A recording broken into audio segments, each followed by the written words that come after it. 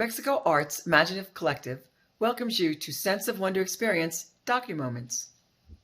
In this program, 4 Albuquerque artists, a poet, visual artist, filmmaker, and modeler, illustrate their creative journeys in video.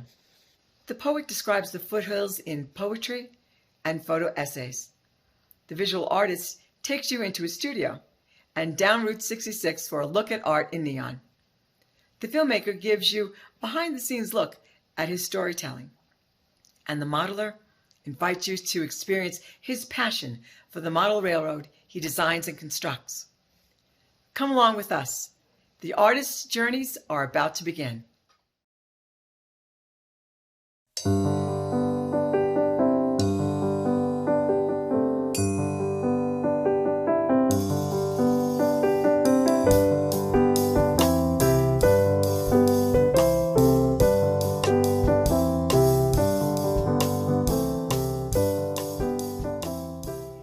I live in the Albuquerque foothills. During the pandemic, I began hiking the trails near my house.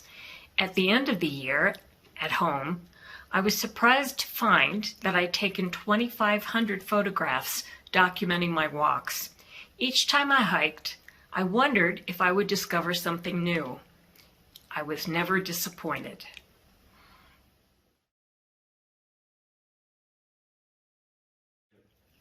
Foothills in winter. We settle into shades of brown in the foothills in winter. Time inches towards stasis in the shadow of Sandia Crest. We seek out patterns in bird tracks and snow, in detritus of calcified branches. We listen for the woodpeckers rapping in Morse code on tree bark. There's the expected.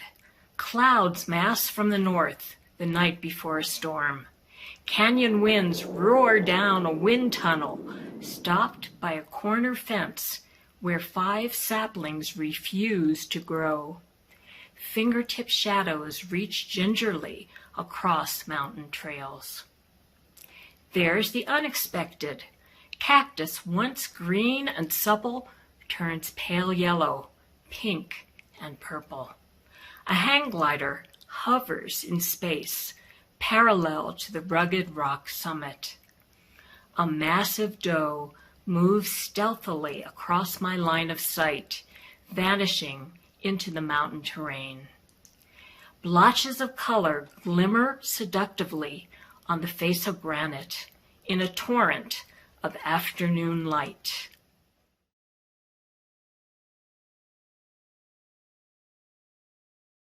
Doe. 20 feet ahead on the mountain trail, you appeared like a silent specter. You moved with the finesse of my husband's heavy-set prima, the best salsa dancer in the family. Unblinking, you saw me, but pretended neither of us existed.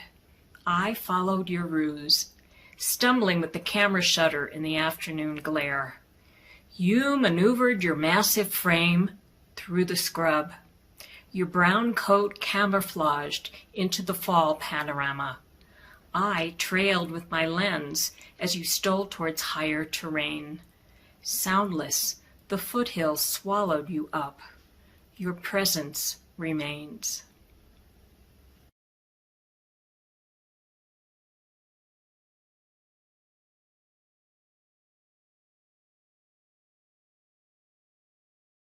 Patination. Geology traces the imprint of time and pressure on rock. A process in slow motion, it exacts irreversible change in shape and form.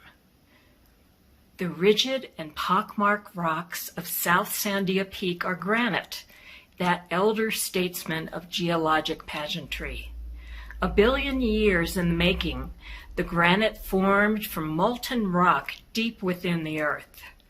The rock is far older than the Rio Grande rift that plucked it out of repose, rudely thrusting it thousands of feet in elevation. It reigns under the shadow of Sandia Crest, holding court amid meandering trails and endless scrub and cactus. One winter afternoon before the snows, I trudge up the path skirting the arroyo. At the trailhead, I see a hulking granite boulder, almost my height. After shooting photos, I retrace my steps to reach the rock, now glimmering in sunlight. Spotting colored patches on the granite surface, I aim my camera blindly into the brightness. Later, I discover photos with veins of color moving from navy to purple on the rock face. Art with the finesse of paint flung through space by Jackson Pollock. A friend calls it patina, a term used by sculptors applying color to bronze. The geologic term is surface phenomena, skin-deep tone formed by chemicals colliding in open air. The result? Natural patina. Nature trying her hand at abstract art.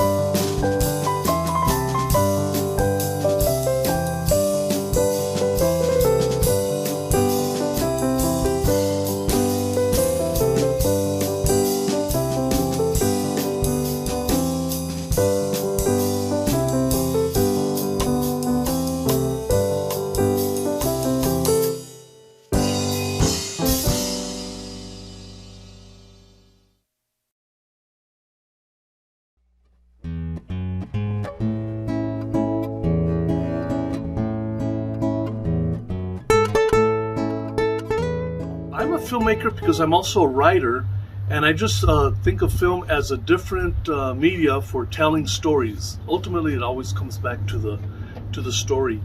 I have made many documentaries, and I've done them on different subjects, and some of them I've written about, but there are even some that in the process of making the films, I discovered something that a topic that or characters, people that I wanted to go more in depth into and know about, and so I ended up researching or or interviewing them and writing about them. And sometimes I think that when you write, you have to reflect on what's out there objectively, but you also sometimes need to seek out other ways of verifying the truth.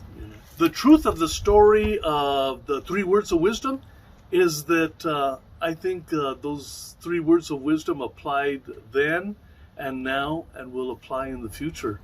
I think that we have a great need for wisdom and truth in this previous period right here of things that we've gone through. And I think telling the truths that are universal and that are timeless it's very important to the rebuilding of our culture. So basically the 3 words of wisdom, or los tres consejos, it's a bilingual tale in Spanish and English, is one that's been told for decades and decades. And it's usually told by an elder to a younger person. And the transmission of wisdom and truths and experiences from one generation to the next is a very important part of the preservation of cultures. And also it's good both for the teller and for the listener. I think that this type of a tale is something that can be shared in schools, but it can be written about and it can be studied. And it can also be adapted. The thing about a good story is I think that many times you can just change the names of the characters and the location and the time period. And if it's a universal story, it's still going to carry over.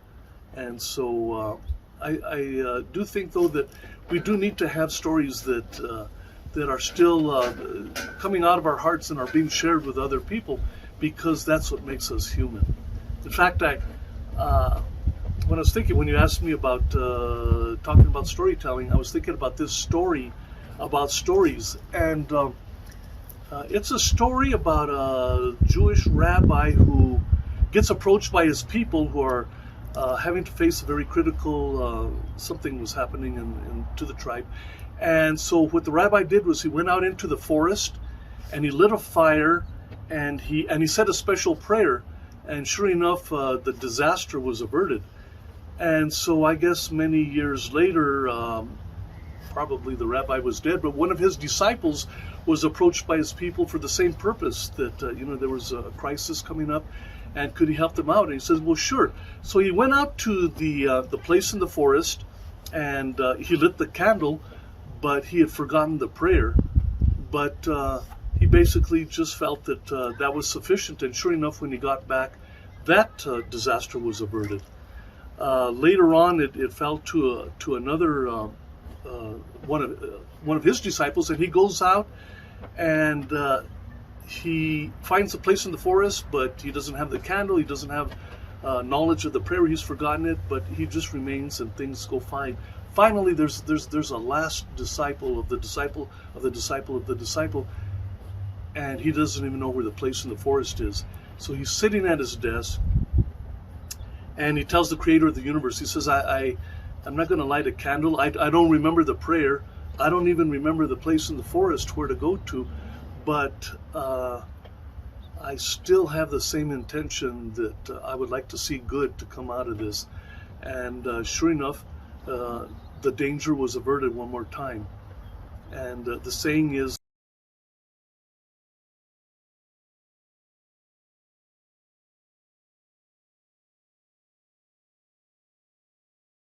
God made people because he loves stories. And so stories about stories are very, very important. That's why I think even a documentary about storytelling is very important.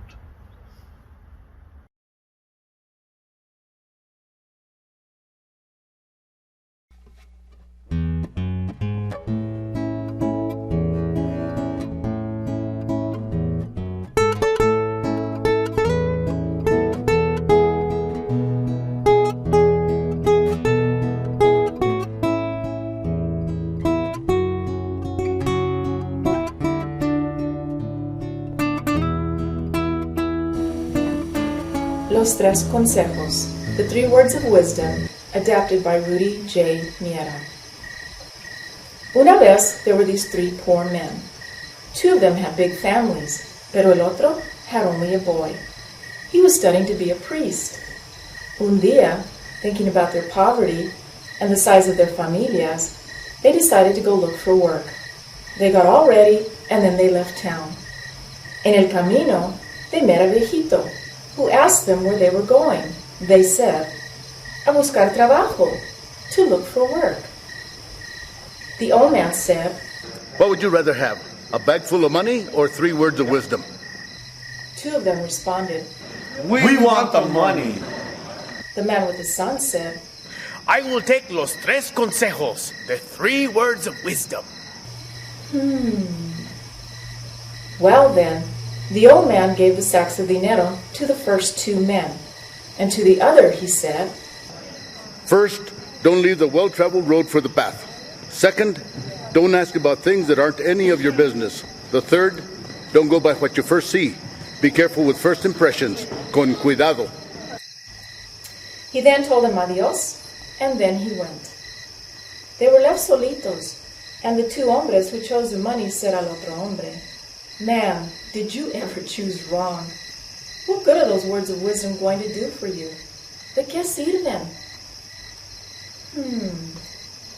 Pueda que those 3 words of advice will serve me better than the sacks of money will serve you. Bueno, ya me voy. And I'll leave you gentlemen with the first consejo. Don't leave the well-traveled road for the path. ¿Me entienden? Ah, ¿qué sabes tú? Le dijeron. De ahí, they went through the path, and the man went through the well-traveled road ahead. The 2 returned, but on the camino, some robbers los mataron. They actually killed him and took off with the gold.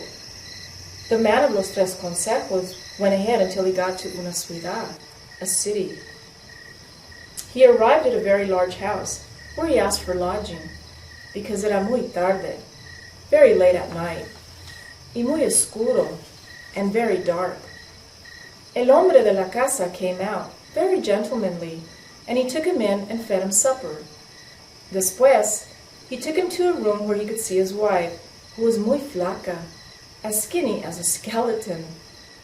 The man of los 3 consejos felt like asking the gentleman why she was so flaca, but just then he remembered el otro consejo, so he didn't ask. Now, este hombre, muy rico, had land and lots of servants. He immediately offered the traveler a job.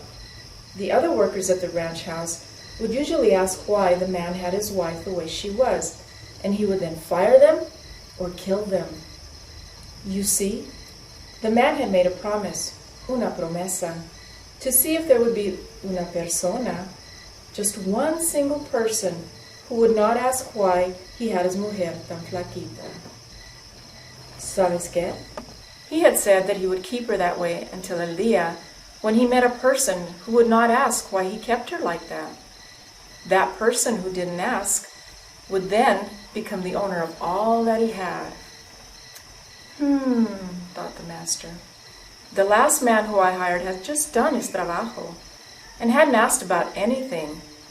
Un día decía el patrón al trabajador, "Señor, ¿por qué tú no me preguntas? Why do you not ask me why I keep my wife like I do?" "Señor, porque a mí no me gusta preguntar lo que no me importa. I never ask what does not concern me." "Bien dicho," the master answered. "Finally, one who doesn't stick his nose where it doesn't belong.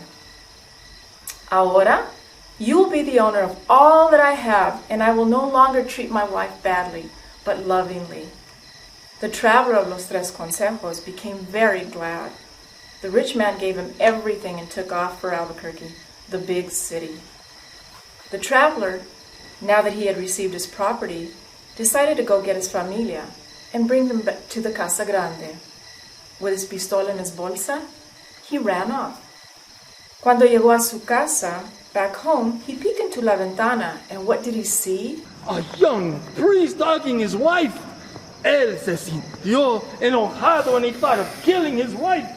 He reached for his pistola, but just then he remembered el tercero consejo. No te partas con la primera nueva. Don't go by your first impression and jump to conclusions. Entonces, He listened to his wife speaking to the young priest, and he realized that it was his very own son, su propio hijo. The traveler went in, and his familia cried for joy. Y fíjate, con la fortuna, with that large fortune that the rico had given him, they lived happily ever after. El que me oye este cuento, que me cuente otro. Now you've heard my story, I hope it makes you wise. Tell me your story now, to enrich both our lives.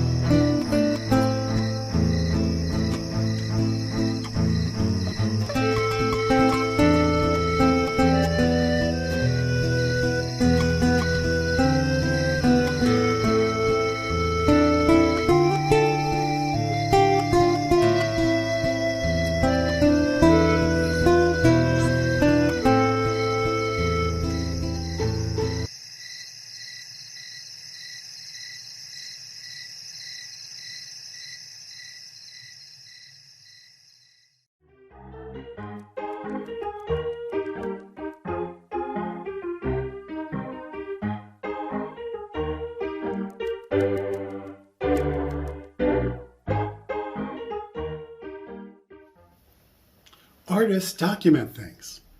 They document what they feel, what they imagine. Their works reflect their impressions and visions, their dreams and inspirations. History and culture are among the many influences in my life. I strive to make connections with the past so I can relate it to my art in the present. Join me as I draw my journey, documenting my experiences traveling along Route 66 in Albuquerque, New Mexico, a byway rich in multicultural history. It is adorned with classical architecture, with reflections of the Southwestern visionaries who built it and embellished it with their own ideas.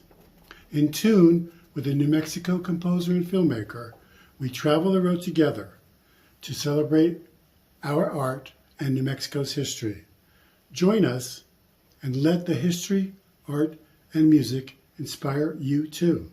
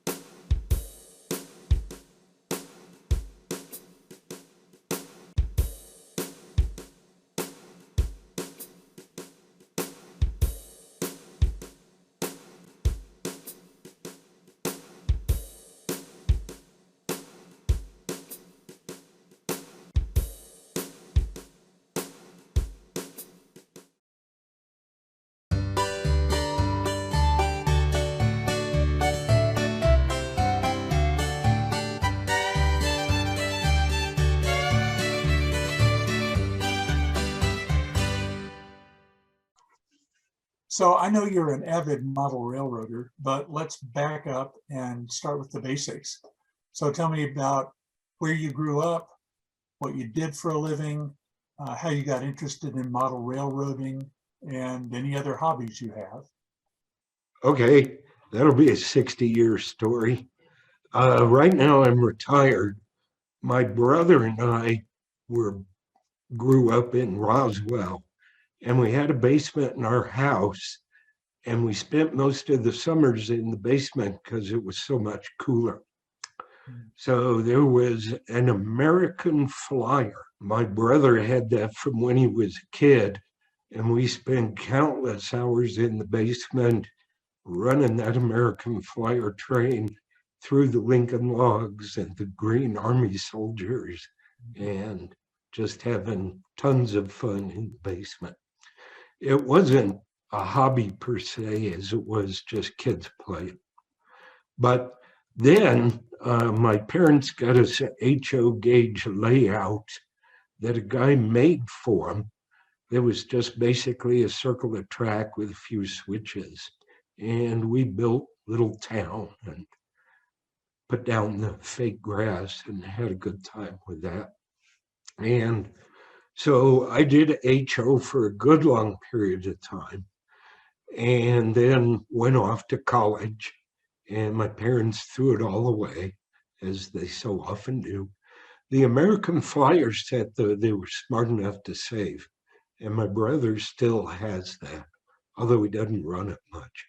But I went off to college, and then somewhere along the line, my wife found an N-gauge layout that somebody had donated to a place. So I bought it and brought it home, set it up in the family room that we had, and had great fun with it for years, till she finally decided she needed a music studio. And 1989, it was off to garden railroading. First, I went to community college to learn to be a machinist. Then I got kind of tired of being a machinist. So I went to UNM, got a degree in education. And 1980, I graduated and I went to work for the local community college teaching machine shop. So I did 25 years with them, retired with a pension. And then, brilliant enough, one of my students called me up and asked me to come to work for him. He graduated about 10 years prior to my retirement, and then I went to work for him. He was managing a machine shop at a laser place, and he had about 15 machinists working for him. And I went to work to improve the efficiency of the machine shop. And he hired me as an applications engineer. And so off I went, walked into the machine shop to take a tour, and lo and behold, 10 of the 15 people working there were my former students. So what do you do to keep yourself out of trouble then while you're retired? Well, my wife is a videographer and professional musician. And so right with that, I'm her technical, I call it wrangler. And I keep all her computer stuff, cameras, and all that working. But also I have a garden railroad in the backyard. And I've been working on it for the past few years because it was kind of neglected and deteriorated being outside. So with a machine shop in your garage, you could theoretically build real locomotives. The Bridgeport mill and the little lathe are not quite big enough to make full-size locomotives, but I do a lot of modeling with them.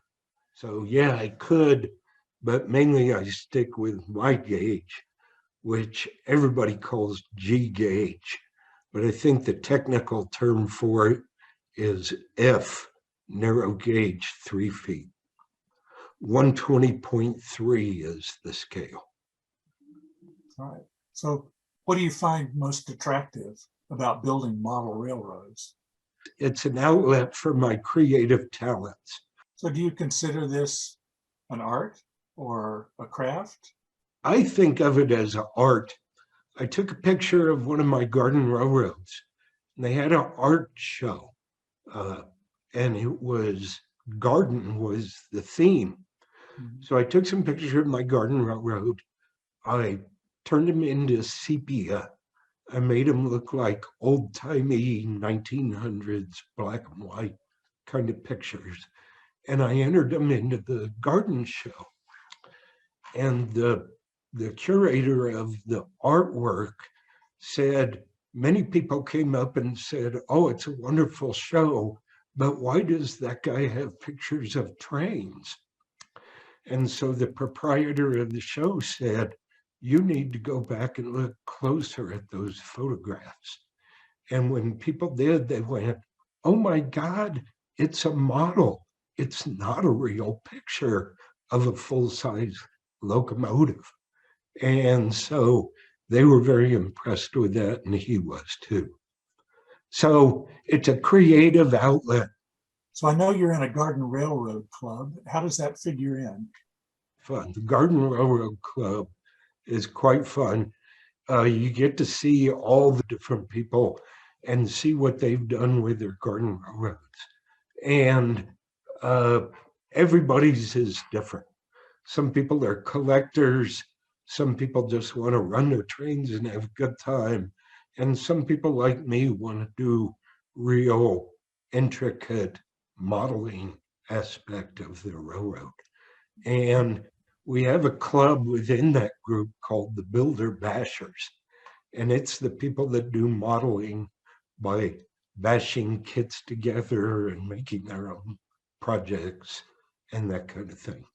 Also, the club, you get to participate in the history of railroads, because I've been a big buff of the narrow gauge railroads that operated in northern New Mexico as well as southern Colorado. Well, tell me about that. How many railroads were there? We know about the Santa Fe. Were there others? Yes, there was quite a narrow gauge railroad empire that operated on 3-foot wide track. Standard gauge is 4 feet, 8.5, I think, which is an interesting story, because the standard gauge railroad is based on a standard that was developed 2,000 years ago. 2,000 years ago, Roman chariot wheels were made to a standard so they would fit through the stepping stones in streets. So in England, when they built the railroads, they had to get to those same gaps where the Romans had settled over 2,000 years ago. So when they did that, they built the track to fit through those openings. And to this day, we still adhere to that Roman standard of 2,000 years ago. But a lot of railroads are built in smaller gauges. And in Colorado, where the mountains and the grades were really difficult, they elected to build a lot of railroads in 3-foot gauge. And the most famous of those is the Denver and Rio Grande Western. And it operated in the mountains of Colorado west of Denver. It actually still exists on the Cumbres and Toltec and the Durango Silverton. Those two lines belong to the Denver and Rio Grande and were preserved as operating narrow gauge railroad. At one time, the Denver and Rio Grande went down as far as Santa Fe, right? Yes, that's true. It operated on a railroad line called the Chile Line from Antonito down to Santa Fe. And my railroad in the backyard kind of models that railroad. It was built, it went into bankruptcy the day it started operating, and it continued to operate for many years, all the way into the 40s. As a matter of fact, Oppenheimer rode that railroad to go to the town of Ottawa, where he got a horse and rode up to Los Alamos, and then they developed the facility that made the first atomic bomb there in Los Alamos. Somewhere there's a video or movie of him getting off that train car and going up to Los Alamos. That's a very intriguing thing to see, that old 1880s steam type equipment, and knowing that they're going to build the first atomic bomb, which is not just a whole new chapter in the world's history, but a whole new book. So it intrigues me. And I made sure I bought that passenger car that had that number that he's getting off of. It's an amazing connection. It is. It's phenomenal. It seems like today, railroads in general, and model railroads as well, don't have the same kind of presence in the public mind that they did, say, for our parents' generation. Why do you think that is? I don't know. I think the younger people don't have the experience of riding a passenger train. When I was a kid, probably about 8 years old, we took the Santa Fe Super Chief from Albuquerque to Chicago. Was all compartments. So everybody had a private room. And we made that trip in probably about a day and a half. It was quite fast, quite elegant, dinner in the diner. And it was something that I remember distinctly. And I don't think kids have that opportunity today. Railroads are very important to the transportation of goods of the United States. Santa Fe, Burlington, Union Pacific, those two railroads probably move 90% of the freight east-west on double track at really high speeds. And they're a very important part of our lives today, even though we don't realize it. So I don't think the younger generations that are growing up now get to experience that. We just don't have that much contact with it, huh? No, occasionally when you're taking Route 66, I-40 West, you parallel that Santa Fe line and you see a huge amount of traffic, but people just don't think much of it. You know, another thing too, back when I was a kid, they used boxcars, and every company had their own boxcars, and everybody's boxcar had their logo and painting, stuff like that on it. But nowadays, it's all nondescript containers stacked too high and 5 long on freight trains that pull 500 of those containers at a time. So probably doesn't have quite the fun that it did back in the day, back in the 60s and 50s. Well, let's talk about your Garden Railroad. Okay. What made you decide to build where you built? I mean, I know you're on a steep hill. That seems like an impossible place to put a model railroad. How'd you do it? Well, when we had another house, and in the backyard, it was perfectly flat. And that's the way most garden railroads are, just horizontal backyard with track going around. And ours was the same way. And we had lived in the house 20 years and paid it off. And we were thinking about moving to a slightly larger house.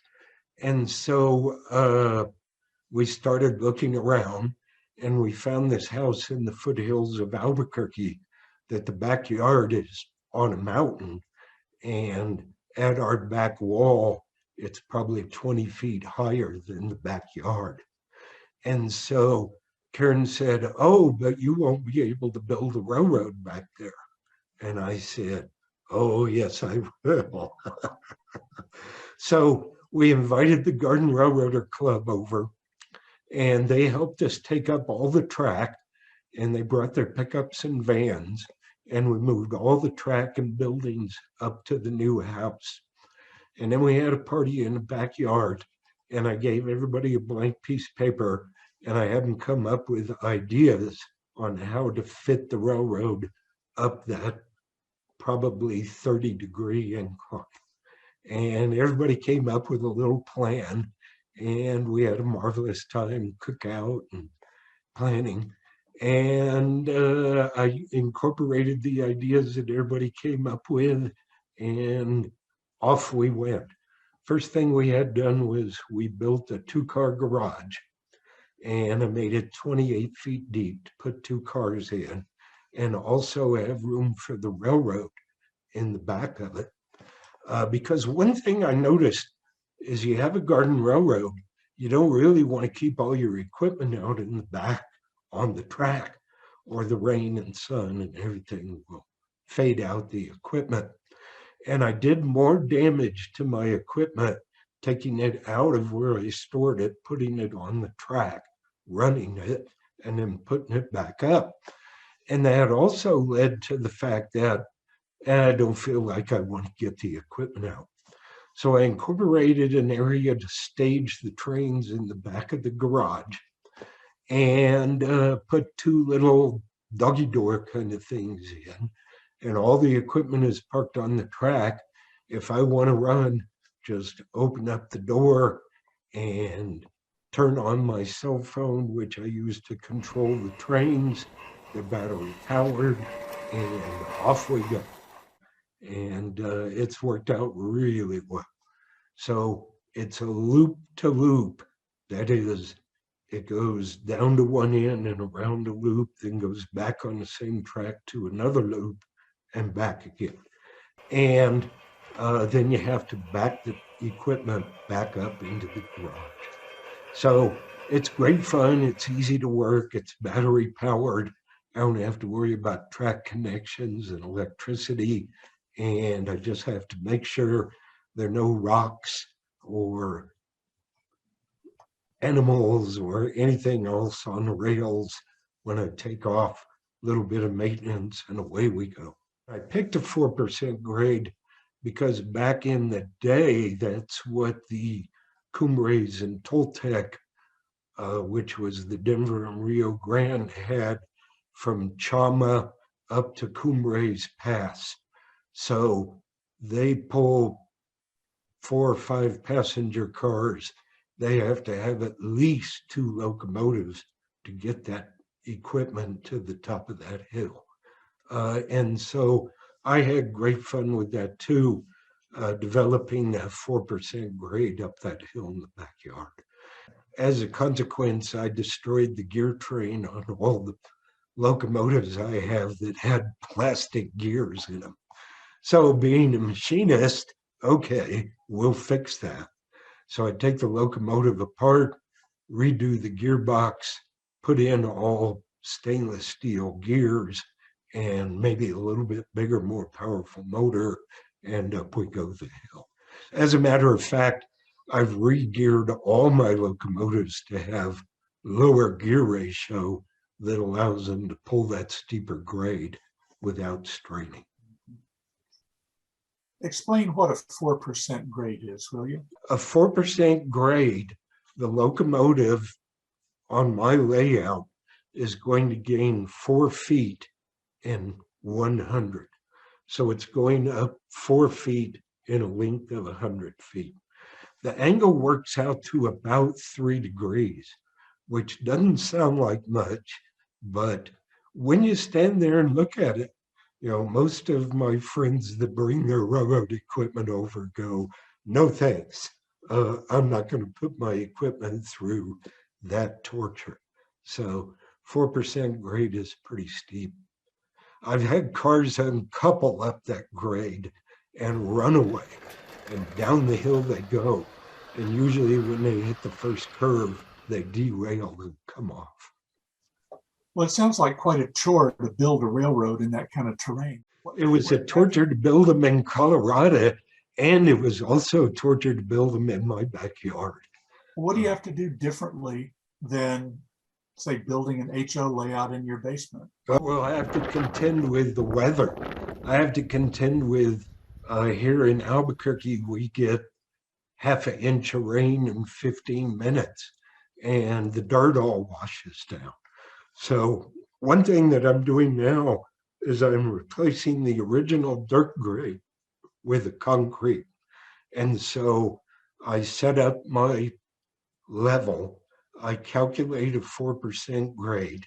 I use a laser level and I put the string down and I level off the dirt and I'm pouring concrete up that grade for the track to set on because I'm not getting any younger. How does a plastic building hold up outside, or does it? They make a lot of plastic building kits that you can buy, and they're made in Germany. And the plastic that they use is really good. But of course, they fade out, the colors fade, and the glue seams come apart. And so you have to do maintenance on them. I built a bunch out of wood, and about 10 years was the limit. Then the wood started deteriorating and falling apart. I tried gluing them back together and it worked fairly well. But sometimes I'd get a big wind, and when I went out, the sill at the bottom of the wooden building would still be attached to the concrete base. But my neighbor would call and say, hey, I've got Angus's machine shop over here in my backyard. You need to come and get it. So the wind would just rip it off the foundation. So a newer technique I've discovered is cold rolled steel. If you want a building to last, make it out of cold rolled steel. And I have a friend in a business who has a plasma cutter, and he cuts the walls out with the windows and the door. And then I glue this vinyl siding, and then I paint it with 20-year exterior latex paint, and they're holding up exceptionally well. So that's a new route I'm going. And I've built about 6 or 7 buildings with that technique. And the main thing is they're heavy enough, they don't blow away. Yeah. Most of us have model railroads that have wires connected to a transformer and the track, but you're saying you use batteries and some kind of remote control. How does this remote control work?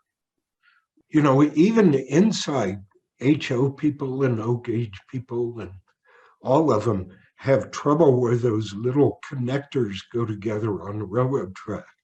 And a lot of them, I think the HO people solder them so that they have a permanent connection.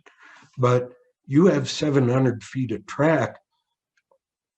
On a hot summer day, the track expands and contracts and it would break and crack, and you can't do that. And so when you try to run the power through the rails, the two problems that you get are those connectors lose continuity and the track gets oxidation on top of it. And for years and years, I tried to operate with a battery-powered locomotive. And the first one I started with was a model airplane, remote control, and nickel cadmium batteries. But the batteries weren't very good and the radio wasn't very good and nothing worked out well with it.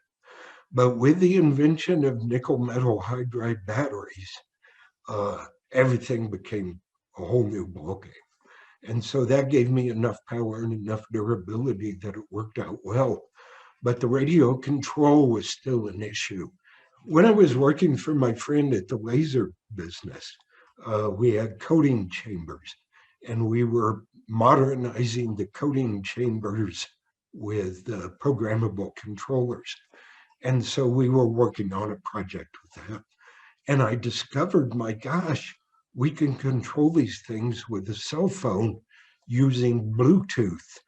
And Bluetooth is used quite a bit for speaker communication, other things.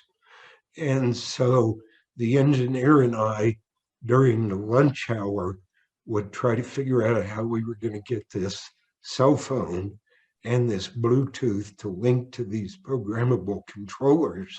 so I could run them with my cell phone. And we did, and it worked very successfully.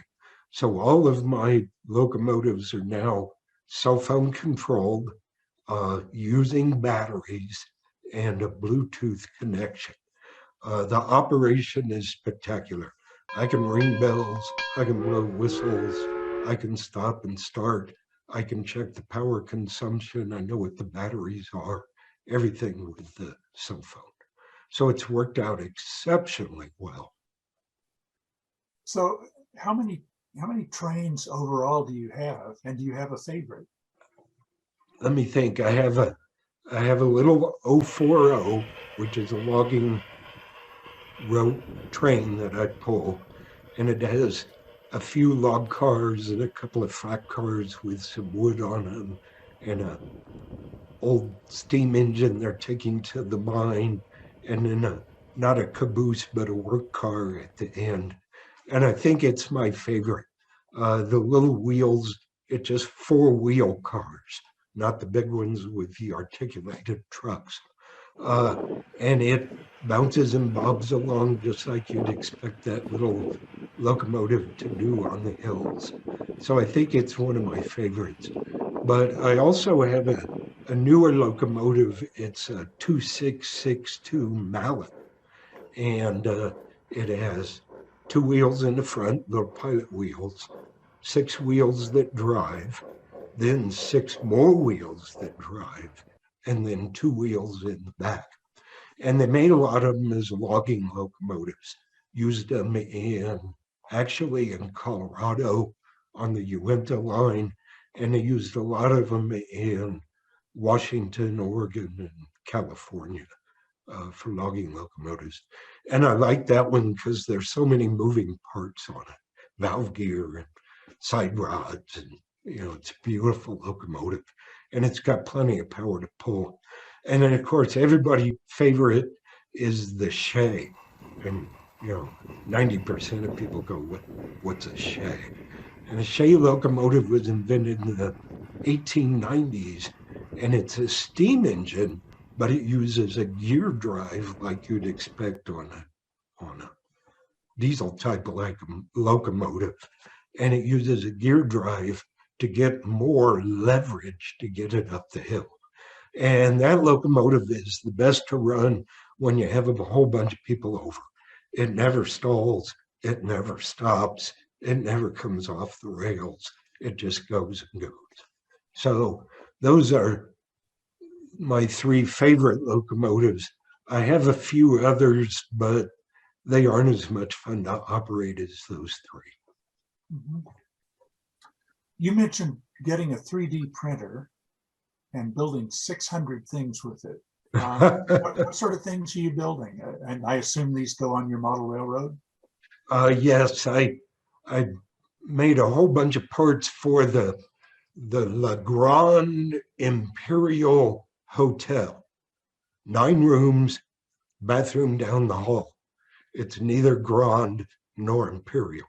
But I used the 3D printer to make all that fancy trim they put on the top of those old 1880s buildings in Colorado. In fact, my wife and I went on a trip just to look at the construction of those buildings to get ideas on how they did that. And I used the 3D printer to make a lot of the windows and doors and those things. Plus, I've made a lot of detail parts for the locomotives, just little things, stakes to go in the flat car, new lanterns to go on the side of the passenger car at the end, also on the caboose.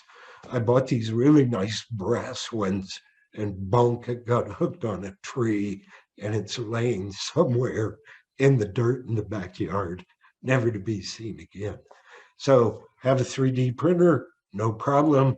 Just look up the original drawing for the original Denver and Rio Grand Lantern, draw it up in full scale, scale it down to 120.3, off to the 3D printer, little sanding, little painting, and stick it back on. Should it come off and get lost? No problem.